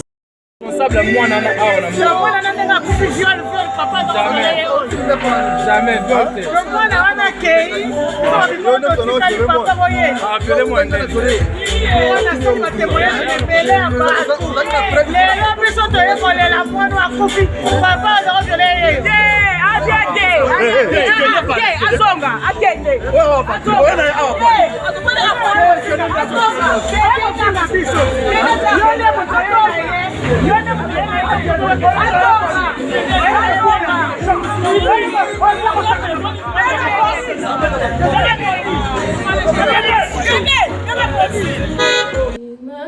Natazama mbingu mbali, ninaona kwa imani muji ule ni mzuri safi kama kilauri, mujule wa mbingu